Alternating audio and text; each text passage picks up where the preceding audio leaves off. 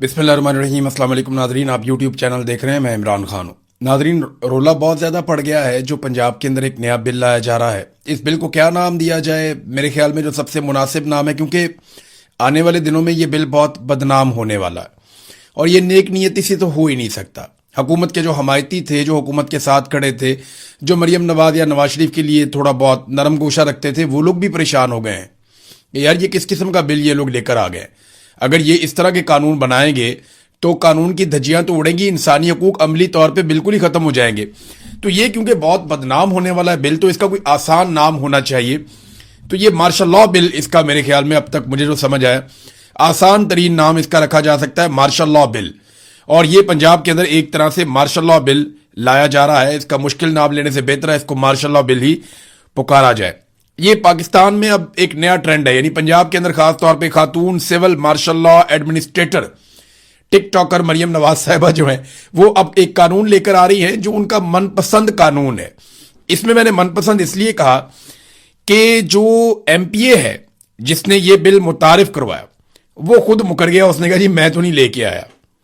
यानी ताजा अपडेट इसमें यह है कि नून लीगी एमपीए खालिद रांझा, जिनके बारे में कहा जाता है कि वो ये बिल लेकर आए, उन्होंने कहा ये बिल उनका नहीं है बल्कि पंजाब हुकूमत का बिल है और ये कानून वजीर आला पंजाब मरियम नवाज की मुशावरत से लाया गया है। और जो स्पीकर है वो कह रहे हैं जी मुझे तो आगाही नहीं किया गया। यानी पीका का जो कानून है वो भी पीएमएलएन लेकर आई थी नवाज शरीफ के दौरे हुकूमत में, शहबाज शरीफ के दौरे हुकूमत में, इमरान खान साहब के दौर में इस पे काम होने लगा था। और उस दौर में मैंने कहा था कि सख्त कवानीन जरूर बनाए लेकिन सबके लिए बनाए। और फिर सारे सहाफ़ी निकल आए, बड़ा एहतजाज किया गया। अब ये उससे भी घटिया नौइयत का एक अजीबोगरीब किस्म का काला कानून मार्शल लॉ बिल वो लाया जा रहा है। और मार्शल लॉ बिल के अंदर क्या होगा इसकी तफसीलात मैंने आपको पहले बताई। कुछ चीजें मैं आपको ये बताता हूं। एक तो जनाब एमपीए साहब मुकर गए, वो कहते जी मेरा नहीं है। तो ये आप रिकॉर्ड के ऊपर रख लें कि ये बिल जो है मरियम नवाज साहिबा का बिल है, मरियम नवाज साहिबा का पसंदीदा बिल है। वो खुद इसको लेकर आ रही हैं। इससे आपको अंदाजा हो जाना चाहिए कि ये खानदान किस कदर फाशिस्ट रवैया रखता है। अब आ जाए स्पीकर पंजाब असेंबली मलक मोहम्मद अहमद खान। देखें, जो भी कमेटियों के अंदर बिल जाते हैं ना, या कानून पास होने के लिए जाते हैं, उनके बारे में स्पीकर को जरूर पता होता है। लेकिन यहां पे स्पीकर पंजाब असेंबली मलक मोहम्मद अहमद खान का Punjab control of habitual offenders bill 2026 से लाइल्मी का इजहार। अब वो कहते हैं जी जब ये बिल ऐवान में पेश हुआ तो मुझे क्यों नहीं बताया गया, बिल पर लाइल्मी पर सख्त एक्शन लूंगा।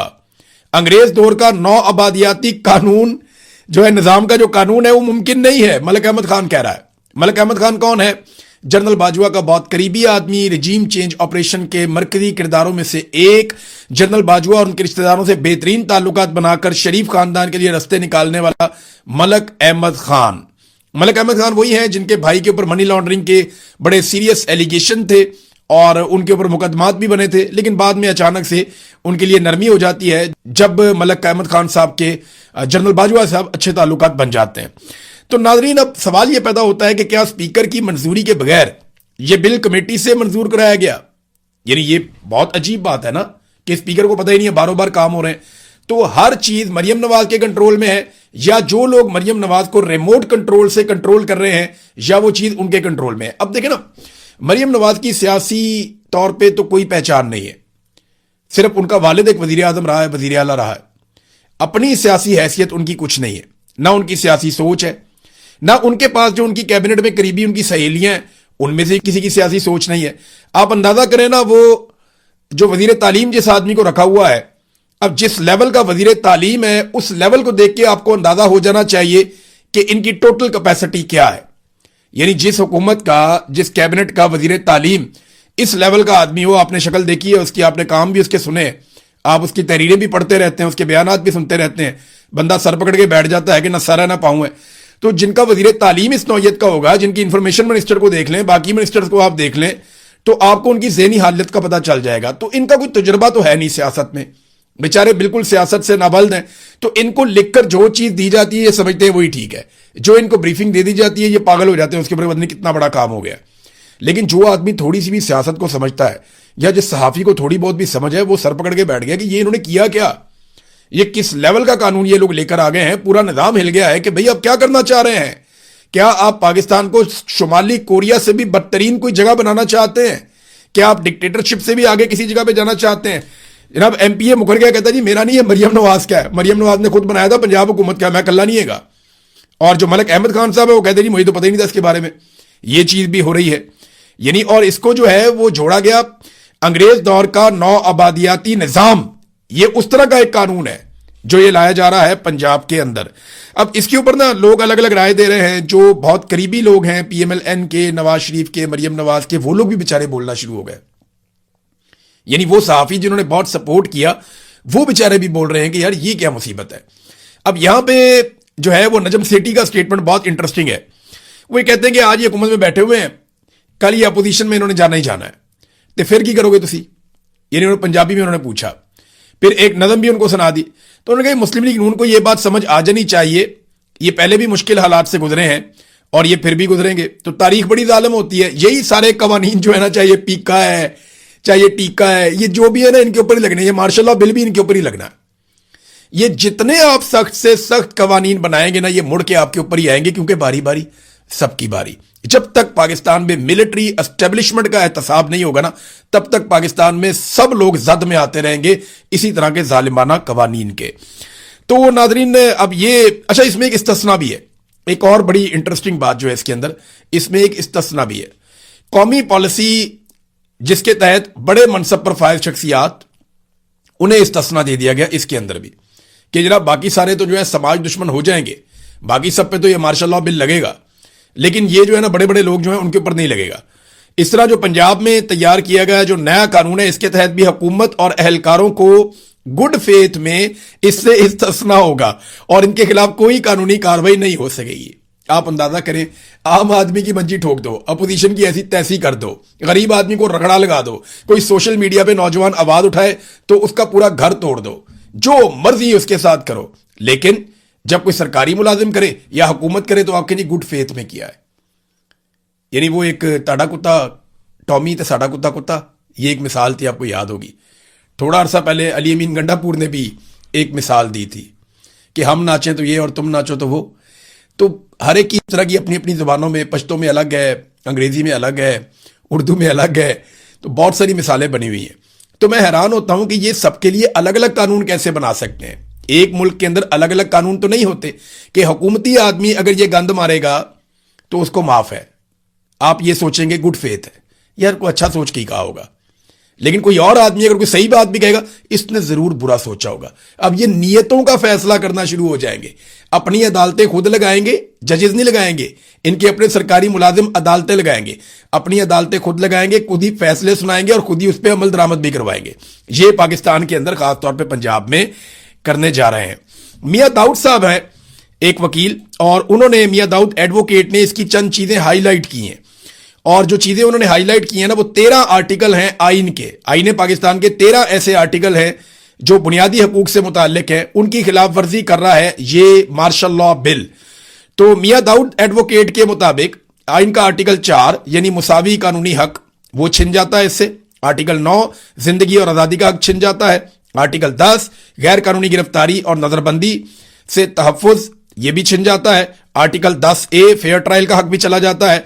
आर्टिकल 13 दोहरी सजा हो जाती है इसमें। आर्टिकल 14 इज्जत नफ्स का तहफ़्फ़ुज़ नहीं रहता। आर्टिकल 15 नकलो हरकत की आज़ादी नहीं रहती। आर्टिकल 16 इकट्ठे होने की आज़ादी नहीं रहती। आर्टिकल 17 सियासी सरगर्मियों की आज़ादी नहीं रहती। आर्टिकल 18 कारोबार की आज़ादी नहीं रहती। आर्टिकल 19 इजहार राय की आज़ादी खत्म। आर्टिकल 23 और 24 जायदाद खरीदने इस्तेमाल करने का हक खत्म, क्योंकि जब्ती हो जाना सारा कुछ।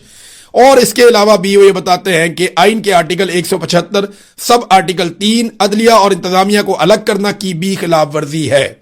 अब नाजरीन, इस तरीके से ये आइन को पामाल करने जा रहे हैं एक मार्शल लॉ बिल लाकर। देखिए इसमें होगा क्या। आपकी अगर शक्ल पसंद नहीं है ना मरियम नवाज को या नवाज शरीफ को, कैप्टन सफदर के बेटे को, या मरियम नवाज की किसी बेटी को, रिश्तेदार को, दामाद को, कोई आसपास जानने वाला, इसहाक डार को, इसहाक डार के बच्चों को, या किसी को भी, किसी वजीर को, किसी वजीर के बच्चे को, किसी जज को, किसी जज के बच्चे को, उसके रिश्तेदार को, किसी ब्यूरोक्रेट को, उसके किसी बच्चे को, किसी एसएचओ को, उसके किसी रिश्तेदार को आपकी शक्ल पसंद नहीं है, वो आपके खिलाफ एक दरखास्त डाल देगा और हल्की सी सिफारिश करवा देगा। उसके बाद आपके साथ क्या होगा? आपके बैंक अकाउंट बंद, आपकी जायदादें जब्त, आपका मोबाइल फ़ोन ले लेंगे, आपका जो है वो बंद कर देंगे आपके मोबाइल्स, आपका इंटरनेट का इस्तेमाल यानी आप कुछ भी सोशल मीडिया के ऊपर अपलोड नहीं कर सकेंगे, आपको वहाँ पे भी कंट्रोल कर दिया जाएगा। डिजिटल निगरानी में आपको डाल देंगे, आपके जिस्म के साथ एक डिवाइस लगा सकते हैं। और ये तो ग्वांतानामो पे भी, वहाँ पे भी इस किस्म के जुल्म जब अमेरिका ने किए थे तो अमेरिका को पीछे हटना पड़ गया था कि जनाब कैदियों के जिस्मों में चिपें लगा दी जाएं, इनको ट्रैक किया जाए। तो वो ट्रैक करेंगे जनाब कि ये इसके साथ ये डिवाइस हमने लगा दी है, तो ये डिवाइस जो है अगर ये उतारा या इसने कुछ किया तो इसको फिर 3 साल के लिए हम जेल में डाल देंगे। तो जनाब अजीबो गरीब किस्म की चीज़ें आपके साथ की जाएंगी, अमली तौर पर आपकी ज़िंदगी ख़त्म हो जाएगी। यानी आप ट्रेवल नहीं कर सकेंगे अपनी मर्जी से, वो आप पे रिस्ट्रिक्शन लगा देंगे कि आप यहां तक जा सकते हैं, यहां से आगे नहीं जा सकते। वो कंप्यूटर के ऊपर बैठ के आपको देख रहे होंगे कि इस बंदे को हमने सिर्फ बाजार तक जाने की इजाजत दी थी, तो ये परले बाजार में क्यों चला गया, या मेडिकल स्टोर बंद था तो उधर क्यों चला गया। ये होता है, ये होता है, और ये करेंगे। आप देखिएगा मार्शल लॉ में ऐसे ही होता है।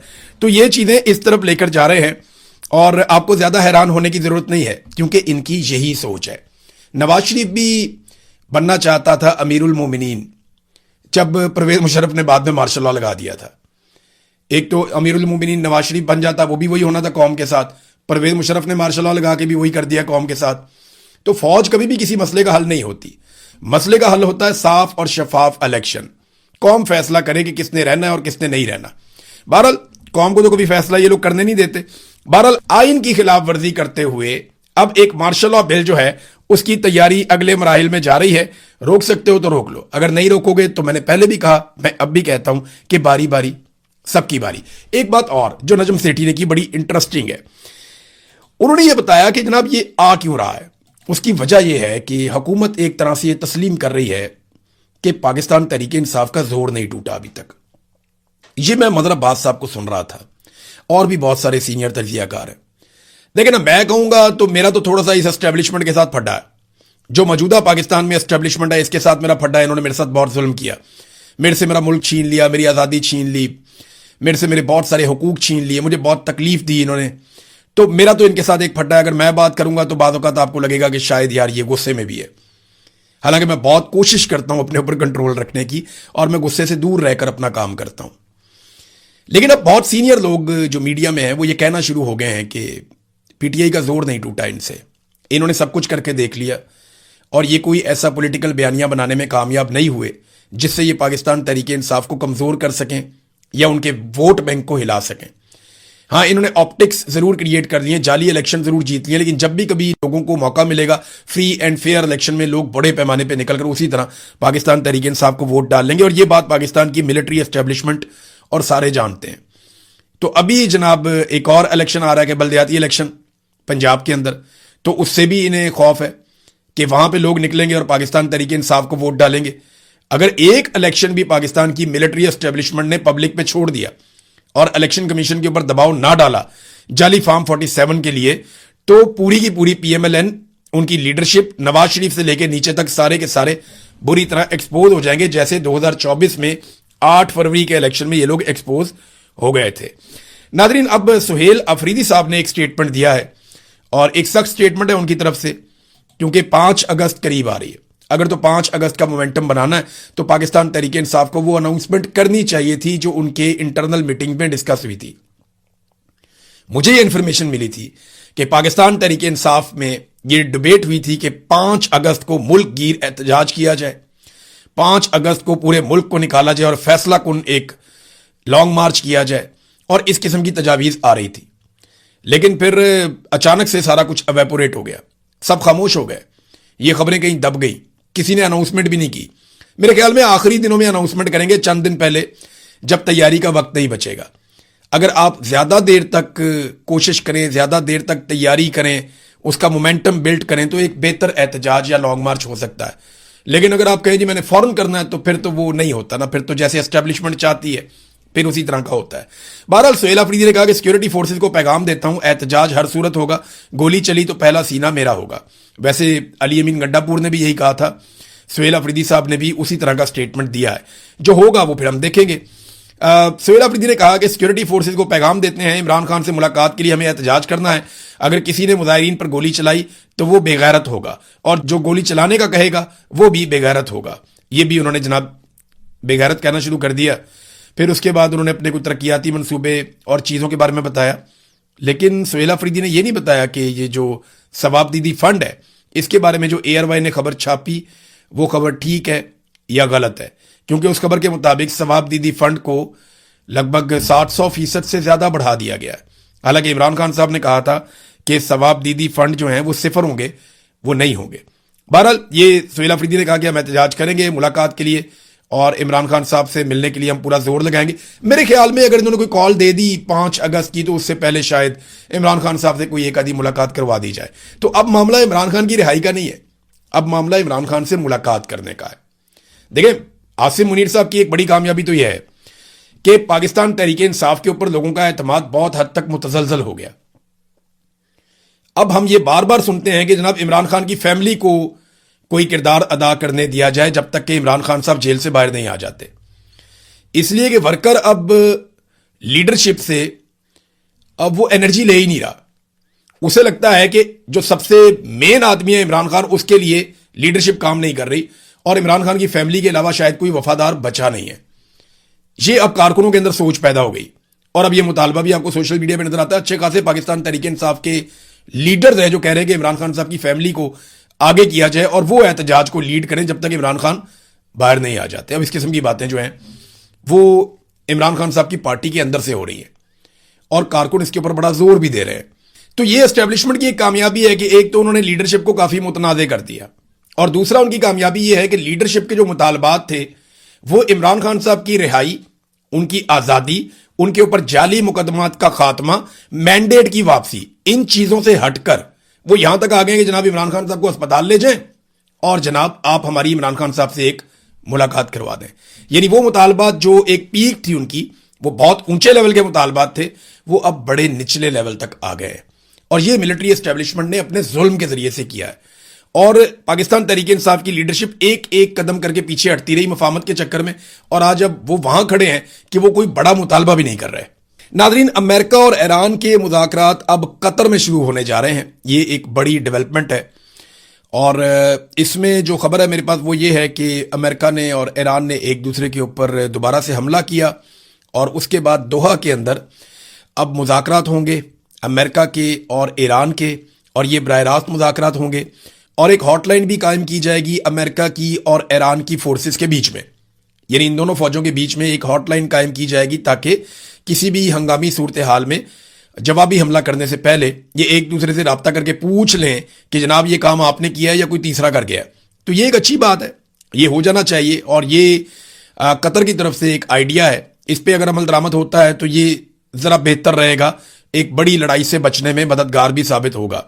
दो चीज़ें हैं जहां पे सारी अटेंशन है। नंबर एक, ईरान का जो एटॉमिक प्रोग्राम है उसके ऊपर बात होगी और नंबर दो जो है वो आबनाए हुर्मुज़ को किस तरीके से और कैसे खोलना है उसके ऊपर भी, या खुला कैसे रखना है, उसका फ्यूचर क्या होगा उसके ऊपर बातचीत होगी। बाकी तो सारे मामला ईरान के फ़ायदे के हैं। अमेरिका के नुक्ता नज़र से तो ये दो चीज़ें इंपॉर्टेंट हैं, बाकी ईरान के फ़ायदे की चीज़ें। बहरहाल मंगल से दोबारा ये बातचीत शुरू होने वाली है और आज इमरान खान साहब के 2 केसेस इस्लामाबाद हाई कोर्ट में लगे हुए हैं जिनमें इमरान खान साहब की कैद तन्हाई के हवाले से अलीमा खानम और बुशरा बीबी की कैद तन्हाई के हवाले से उनकी बेटी ने केस किया हुआ है। तो आज देखते हैं कि उन केसेस का क्या बनता है इस्लामाबाद हाई कोर्ट में।